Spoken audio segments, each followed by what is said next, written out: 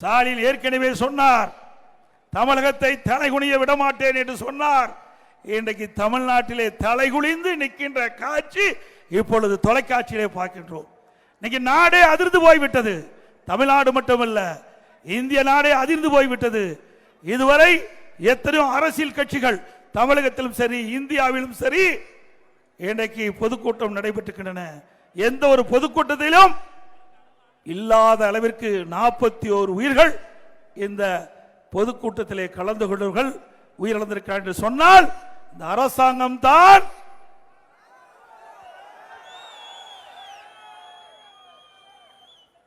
பொறுப்பேற்க வேண்டும் என்று சொன்னால் அரசாங்கம் உங்க கையிலே இருக்கின்றது, ஆட்சி உங்க கையிலே இருக்கின்றது. ஆட்சியாளரை தான் பார்த்து கேட்க முடியும், அப்படித்தானே கேட்க முடியும். யாருமே பழி சுமத்தி தப்பித்து விட கூடாது. ஆக ஒரு அரசாங்கம் எப்படி இருக்க வேண்டும் என்பதை நீங்கள் உணர வேண்டும்.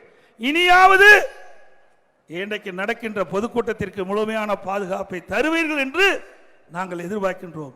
நான் 163 கூட்டம் 163 சட்டமன்ற தொகுதியில் எழுச்சி பயணத்தின் போது பொதுக்கூட்டத்தில் மக்களை சந்தித்தேன். ஒரு 5-6 மாவட்டத்தில் தான் காவல்துறை பாதுகாப்பு கொடுத்தாங்க.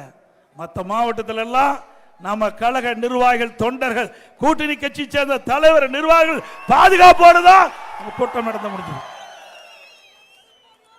ஆக ஆளுங்கட்சி கூட்டம் நடத்தினா, முதலமைச்சர் கூட்டம் நடத்தினா, ஆளே இல்லாத பகுதியில் கூட அப்படியே சாரி சாரியாக காவலர்களை நிறுத்தி பாதுகாப்பு கொடுக்கிறீங்க. நான் வேண்டான்னு சொல்லல. ஆள் இல்லாத இடத்துல பாதுகாப்பு கொடுக்கின்ற முதலமைச்சர் இன்றைக்கு ஆயிரக்கணக்கான பேர் கூடுகின்ற இடத்தில் ஏன் பாதுகாப்பு கொடுக்கவில்லை என்று மக்கள் கேட்கின்ற கேள்விக்கு முதலமைச்சர் பதில் சொல்லியே ஆக வேண்டும். இதற்கெல்லாம் 2026 சட்டமன்ற பொது தேர்தல் வர இருக்கின்றது. மக்கள் எதிர்பார்த்துக் கொண்டிருக்கின்றார்கள். உங்களுடைய ஆட்சியுடைய லட்சணத்தை மக்கள் எதிர்பார்த்துக் கொண்டிருக்கின்றார்கள். ஆகவே 2026 உங்களுக்கு தகுந்த பதிலடியை இந்த மக்கள் வழங்குவார். அது மட்டுமல்ல, விடியா திமுக அரசு, திரு ஸ்டாலின் மாடல் அரசு உயர் அதிகாரிகள், அதாவது செயலாளர் அந்தஸ்தில் உள்ள அதிகாரிகளை அவர்கள் செய்தியாளர்களை சந்தித்து இந்த ஆட்சியுடைய திட்டங்களை சொல்ல வேண்டும் என்று பணித்து இந்த 10 நாட்களாக செய்தியாளர்களை சந்தித்து அந்த துறை செயலாளர்கள், ஆட்சியாளர்கள் இட்ட கட்டளைக்கு இணங்க இந்த ஆட்சியில் என்னென்ன திட்டங்கள் செயல்படுத்துகின்ற விவரத்தை சொல்லிக் கொடுக்கின்ற செய்தி தொலைக்காட்சியிலே வந்தது. அது சொல்லலாம். ஆனா கரூர் நடந்த சம்பவத்தை எப்படி ஒரு செயலாளர் சொல்ல முடியும்? இது அவமதிப்பு. ஒரு நபர் கமிஷன் அமைக்கப்பட்டு விட்டது. துறை செயலாளரை வைத்து அரசியல் செய்ய வேண்டாம். இன்றைக்கு துறை செயலாளர்கள் என்ன வேண்டும்? உங்களுடைய வேலை அரசியல் செய்வதல்ல, அரசியல் செய்வதில்ல. உங்களுடைய டிபார்ட்மெண்ட் இருக்கின்ற பணி செய்ய வேண்டும். அதை விட்டுவிட்டு இவர் ஏறினார், இவர் சென்றார், இவர் கையை காட்டவில்லை என்பதெல்லாம் உங்களுடைய சொல்லாக இருக்கக்கூடாது. இதையெல்லாம் அண்ணா திமுக ஆட்சிக்கு வந்தவர்கள் தோண்டி எடுத்து இந்த தவறான செயலை ஈடுபடுகின்ற அதிகாரிகளை விடமாட்டேன். என்ன நினைச்சுக்கிட்டு இருக்கிறீங்க? இன்றைக்கு ஒவ்வொருவருடைய வரி பணத்தில் தான் உங்களுக்கு சம்பளம் கொடுக்குது. அரசாங்கம் என்றால் அரசாங்கத்திலிருந்து மரம் காட்சி கொடுக்கிறது இல்ல. இங்க இருக்கின்ற பொதுமக்களுடைய வரி பணத்தில் தான் உங்களுக்கு சம்பளத்தை வாங்கிட்டு இருக்கிறீங்க. நடுநிலையோடு நடந்து கொள்ள வேண்டும். இன்றைக்கு நிலை என்ன? மக்கள் துடித்துக் கொண்டிருக்கின்றார். மிகப்பெரிய சோகம், துயர சம்பவம். அதை போய் நியாயப்படுத்தி பேசுவது எந்த விதத்தில் சரி? ஒரு அதிகாரி பேசலாமா? அரசியல்வாதி பேசலாம், ஏன்னா தப்பித்துக் கொள்வதற்காக. ஆனால் ஒரு அரசு அதிகாரிகள் நடுநிலையோடு இருந்து தங்களுடைய பணியை செயல்படுத்த வேண்டும். இதுதான் நாட்டு மக்கள் எதிர்பார்த்துக் கொண்டிருக்கின்றார்கள். ஆனா இந்த ஆட்சியில பார்க்க முடியாது. இந்த ஆட்சியில் இருக்கின்ற அதிகாரியிடத்திலும் அந்த நியாயம் கிடைக்காது. அதே போல ஒரு ஏடிஜிபி அந்தஸ்தில் இருக்கின்ற சட்ட ஒழுங்கு ஏடிஜிபி அவர் நியாயப்படுத்தி பேசுகிறார். நீங்க அரசியல்வாதியா? சட்டத்தை பாதுகாக்கக்கூடியதான் உங்களுடைய பொறுப்பு. சரியான பாதுகாப்பு கொடுக்காத காரணத்தினாலே இவ்வளவு பேர் இன்றைக்கு நாம் இழந்திருக்கின்றோம். இன்றைக்கு கரூரிலே ஒரு டிஎஸ்பி தலைமையில ஒரு என்கொயரி அமைத்து விட்டீர்கள். அந்த என்கொயரி நடந்துகிட்டு இருக்குது, விசாரணை நடந்துகிட்டு இருக்குது.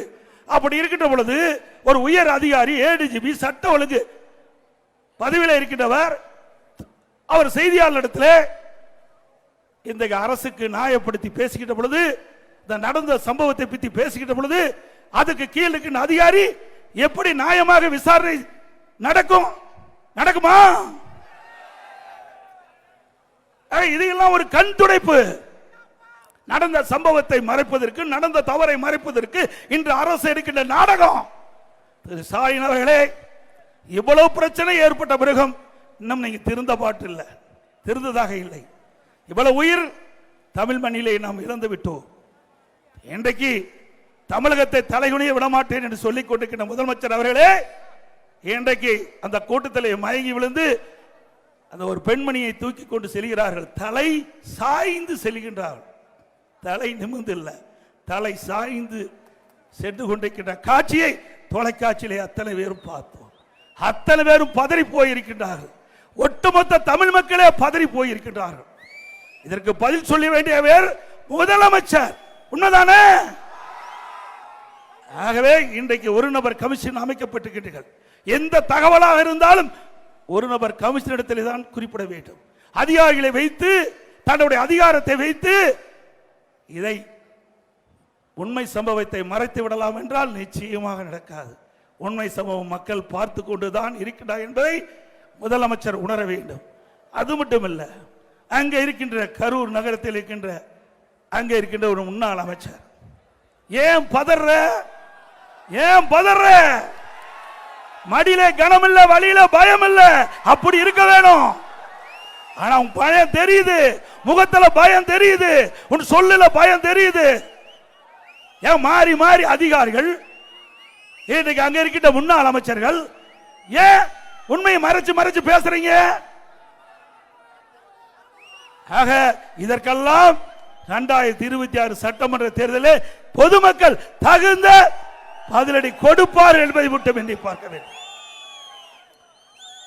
அங்க இருக்கின்ற முன்னாள் அமைச்சர், அங்க இருக்கின்ற கரூர் சட்டமன்ற உறுப்பினர் நினைத்துக் கொண்டிருக்கின்றார், பணத்தை கொடுத்து மக்களை விலைக்கு வாங்கி விடலாம் என்று. ஒரு முறை மக்கள் ஏமாந்து விட்டார்கள், இனி மக்கள் ஏமாற மாட்டார்கள். ஆக உங்களுடைய போலி கொலுசு கொடுக்கிறதெல்லாம் எடுபடாது. போலியா கொடுக்கிற வாக்குறுதிகளாம் இனிமேல் எடுபடாது.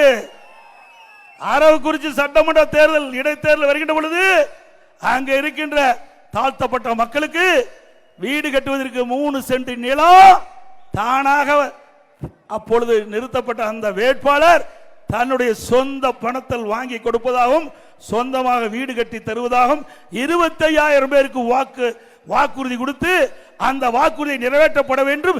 இன்றைய முதலமைச்சர் அன்றைய எதிர்க்கட்சி தலைவராக இருக்கும் போது அங்கே பொதுக்கூட்டத்திலே பேசினார். அத்தனையும் வெற்றி செய்ய அறிவிப்பு, அத்தனையும் ஏமாற்றி விட்டார். அதெல்லாம் அந்த மாவட்ட மக்கள் பார்த்து கொண்டிருக்கின்றார்கள். எப்பொழுது தேர்தல் வரும் என்று மக்கள் எதிர்பார்த்து கொண்டிருக்கின்றார்கள். அந்த தேர்தலிலே உங்களுக்கு சரியான தண்டனையை இந்த தேர்தலிலே தமிழ்நாட்டு மக்கள் வழங்குவார்கள். வழங்குவீர்களா?